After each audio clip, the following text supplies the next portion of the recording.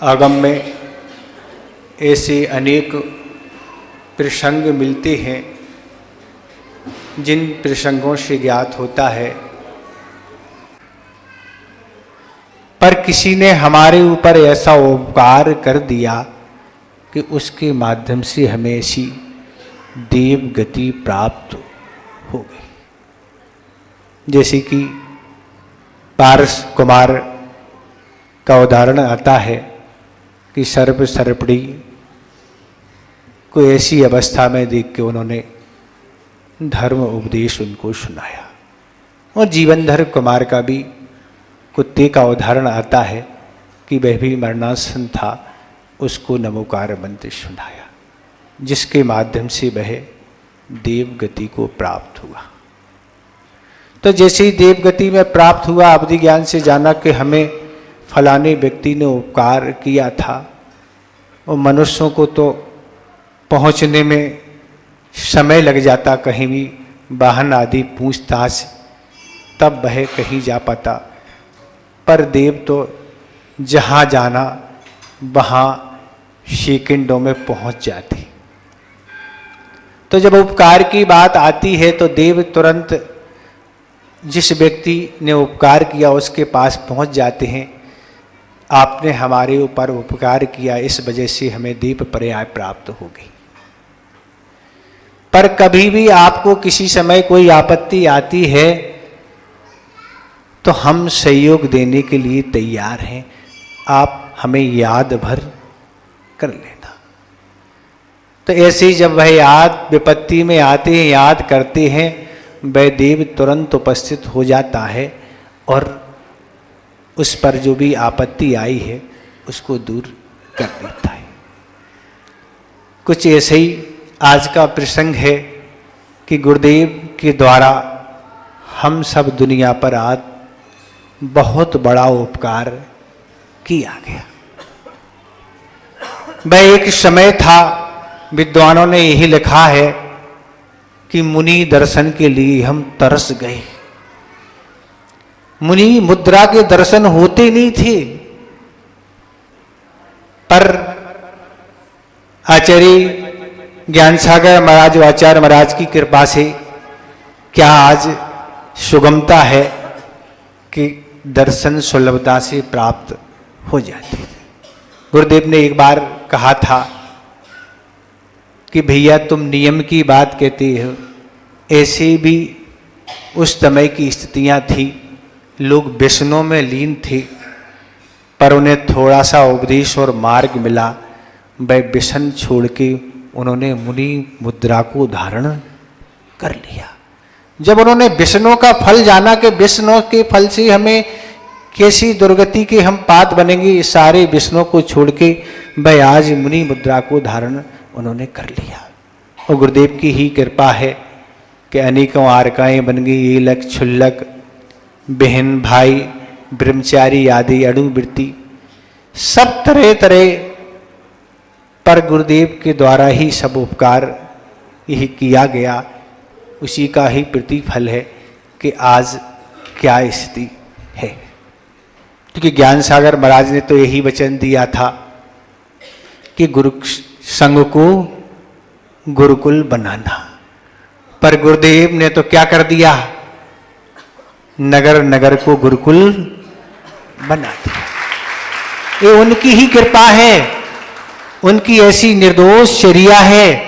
इस निर्दोष चर्या के माध्यम से लोगों ने कितनी परीक्षा की गुरुदेव की, पर गुरुदेव हमेशा परीक्षा में खरे उतरे। एक संस्मरण याद आ रहा कि गुरुदेव जब इस बुंदेलखंड में आए और लोगों ने चर्या देखी, उनकी चर्या से प्रभावित लोग, ऐसे बहन भाइयों ने व्रत लेना प्रारंभ कर दिया। दर्शन आदि के लिए बहुत भीड़ इकट्ठी होने लगी। तब एक विद्वान को लगा आखिर कुछ ना कुछ तो ये जादू टोना करते होंगे, कुछ तो गड़बड़ी है। लोगों के पास तो दर्शन करने जाते नहीं हैं, यहाँ धक्का मुक्की करके भी दर्शन के लिए शाम से सुबह खड़ी रहती है, आखिर है क्या। तब उन विद्वानों ने आचार्य महाराज की परीक्षा प्रारंभ कर दी कि आचार्य महाराज कितने बजे सोते हैं, रात्रि में सर्दी में क्या ओढ़ते हैं, कितने बजे उठते हैं, कैसे सामायिक करते, कैसे स्वाध्याय करते, आहार भी किस तरह करते हैं, किस तरह वह वार्तालाप करते, इस तरह एक विद्वान आचार्य महाराज की परीक्षा करते थे। यहाँ तक का वह समय था, पुराना जमाना था, जब दरवाजे अलग प्रकार के लगते थे, जिन दरवाज़ों में सूख जाने से बीच में कुछ गैप आ जाता था। तो अगर कभी दरवाजे भी लगे तो उनमें से भी वह विद्वान देखते थे कि आखिर रात में क्या कर रहे हैं, और लगातार वह परीक्षा करते थे।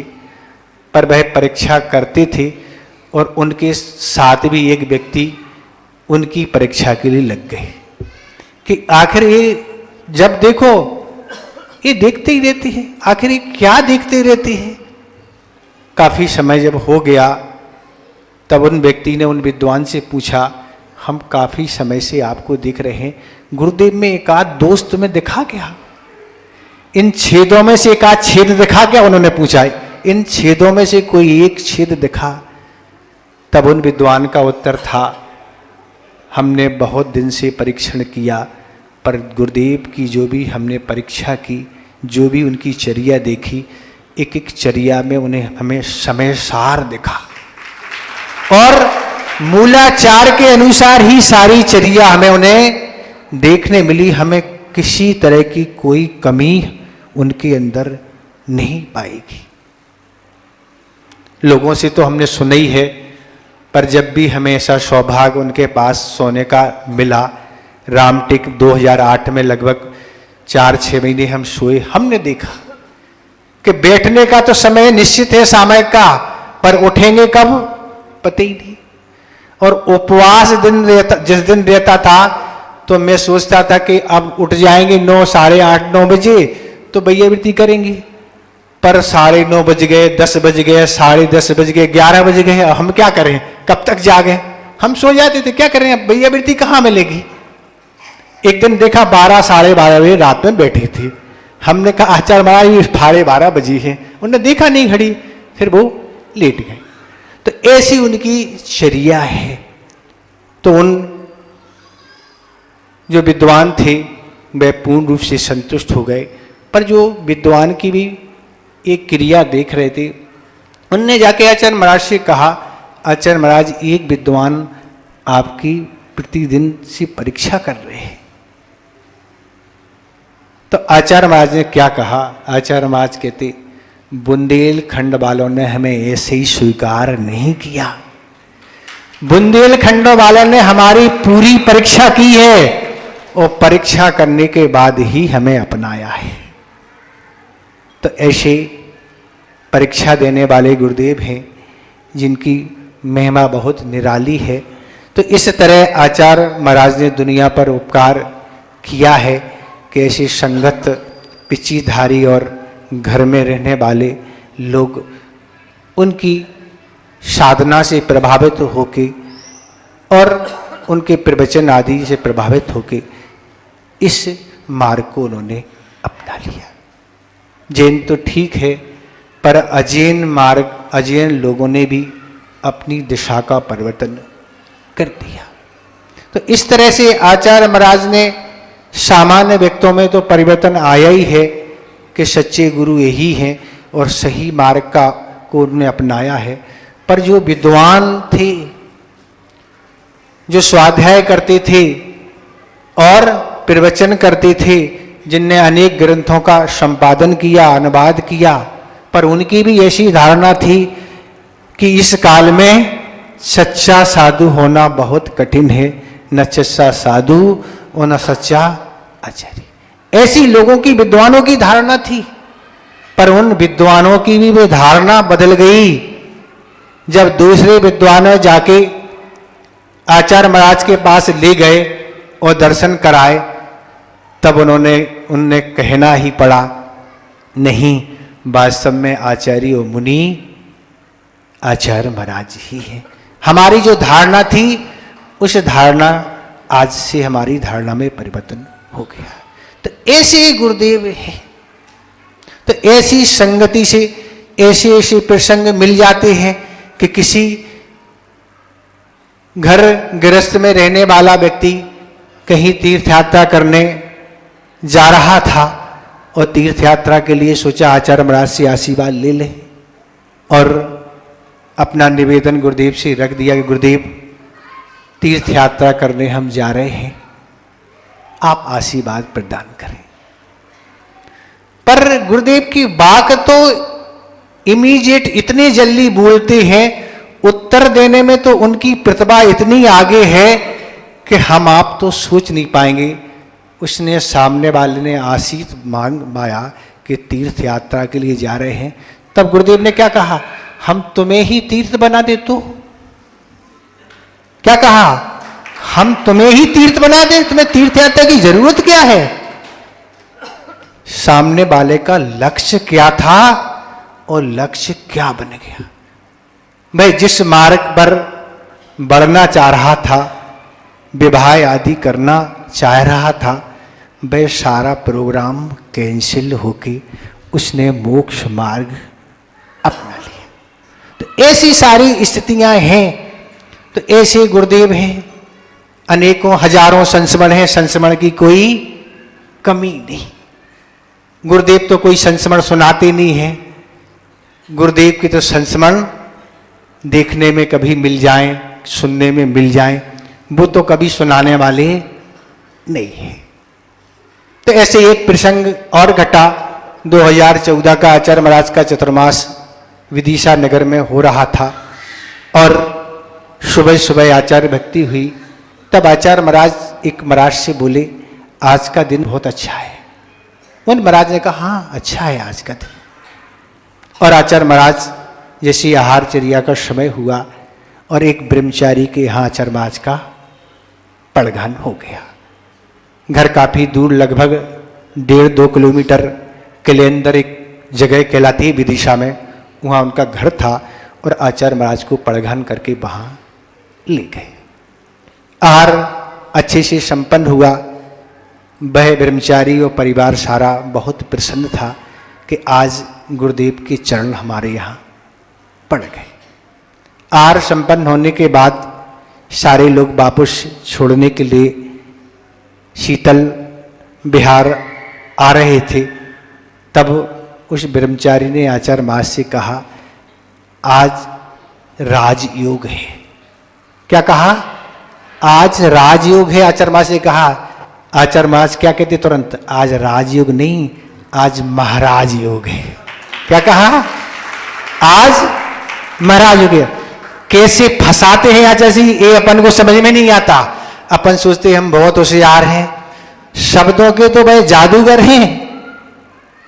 क्यों कि गुरुदेव के गुरु ही जादूगर थे, शब्दों के बादशाह थे आचार्य ज्ञान सागर महाराज। चंद मिनटों में वह रचना करना उनका काम था। इसी तरह बीना बारा में भी जब 3 दीक्षा हुई थी और सुबह ही कहा था और दीक्षा हो गई, तब आचार्य महाराज ने प्रवचन में बोला था कि भैया देवों जैसे भी तो मनुष्य हो गए, जैसे देव पहुंच जाते हैं ऐसे ही मैंने सोचा था कि सुबह से कौन आ पाएगा, इतने सुबह से समाचार मिला कौन आ पाएगा। दोपहर में शायद दीक्षा थी पर इतनी भीड़ बढ़ गई बीना बारा में, पता नहीं। तो ऐसे गुरुदेव हैं कि ऐसे गुरुदेव की महिमा है कि उनकी महिमा का गुणगान हम आपके बस की नहीं है। पर हम सब पर दुनिया पर जो उपकार किया है कि एक प्रतिभा स्थली, एक नहीं 5-5 प्रतिभा स्थली खोल दी। जब आचार्य महाराज 2006 में अमरकंटक से चतुर्मास करके डिंडोरी की ओर विहार करते हुए आ रहे थे, तब एक डॉक्टर साहब ने, अध्यक्ष थे वहाँ डिंडोरी के, उन्होंने पूछा, आचार्य महाराज आपने प्रतिभा स्थली क्यों खोली। तब आचार्य महाराज के यही शब्द थे कि आपको तो अपनी बच्चियों पर ध्यान है नहीं, आप तो पढ़ाना चाहते हैं, खूब बाहर भेजना चाहते हैं, आप उनके भविष्य की चिंता नहीं कर रहे हैं। हमें भविष्य की उनकी चिंता है, इसलिए मैंने प्रतिभा स्त्री खोली है जिससे उनका आचरण सुरक्षित हो जाए, उनका आगामी जीवन सुंदर बन जाए। इसलिए मैंने प्रतिभा स्त्री के लिए आशीर्वाद दिया है। तो ये आचार्य महाराज की सोच है। और मनुष्य तो ठीक है, पर पशुओं के लिए भी, गौशालाओं के लिए आशीर्वाद दिया, क्योंकि ये भी पंचसंगी पंचेंद्रिय जीव हैं, अणुवृत्तों को धारण करके 16वें सुर तक पहुंच सकते हैं, उनके लिए भी किया है। और जैन के अलावा जो अजैन है उनके लिए भी ऐसा काम किया कि हथकरघा के माध्यम से जो भी आदिवासी आदि हैं उनको पर भी सत्य व्यसन आदि का त्याग करके उनको भी सही मार्ग पर लगा दिया। और यहाँ तक कैदियों के बारे में तो कोई सोचने की बात ही नहीं है, कैदियों के बारे में भी सोचा, उनको भी सन्मार्ग में लगा दिया, वैष्णव आदि का त्याग करके उनका भी जीवन सुंदर बना दिया। ऐसी आचार्य महाराज की से ज़्यादा कुछ नहीं सुनाना है, समय आपका हो रहा है, क्योंकि पेट खाली हो जाता है तो फिर कुछ अच्छा नहीं लगता। भली नाश्ता तो कर ही लिया होगा, आते आते तो कुछ डाल नहीं किया ना, इसलिए नाश्ता नहीं किया तो अब भोजन पूर्ण हो गया। तो इसलिए ज़्यादा कुछ नहीं, एक अंतिम संस्मरण और आपको सुना के अपनी वाणी को विराम देंगे कि एक महाराज ने एक बार गुरुदेव से कहा, गुरुदेव हमने बड़े बड़े आचार्य संघ देखे हैं, पर उन संघ के आचार्यों को इतनी समस्याएं आती हैं कि जब भी संघ का विहार होता है तो उन आचार्यों को वाहन की व्यवस्था करना पड़ती है, नौकर की व्यवस्था करना पड़ती है, चौके आदि कहाँ लगेंगे उसकी व्यवस्था करना पड़ती है, संघ कहाँ ठहरेगा इसकी भी व्यवस्था करना पड़ती है। सारी व्यवस्था आचार्यों को बनाना पड़ती है, बड़े बड़े संघ देखे। पर गुरुदेव आप तो एक अपवाद हैं, आपको न तो ये चिंता है कि संघ कहाँ रुकेगा, स्थान मिलेगा कि नहीं, न कोई गाड़ी की चिंता, न कोई नौकर की चिंता, न साथ में कोई सिगड़ी और न साथ में कोई क्योला और न लकड़ी, कौन आहार देगा, क्या होगा, इसकी कोई चिंता नहीं रहती। और आप तो बिहार ही कर देते, और चौकों की तो ऐसी स्थिति होती है कि आहार होने के बाद भी चौके खाली जाते। तो आप ऐसे एक अपवाद है कि आचार्यों को चिंता रहती, पर आपको कोई चिंता ही नहीं। ऐसा आपका पुण्य है। गुरुदेव ने क्या कहा, भैया पुण्य तो अपनी जगह है, पर आगम के अनुसार अगर हम चर्या करते हैं तो गृहस्थ अपना कर्तव्य करके सारी व्यवस्थाएं बनाता है।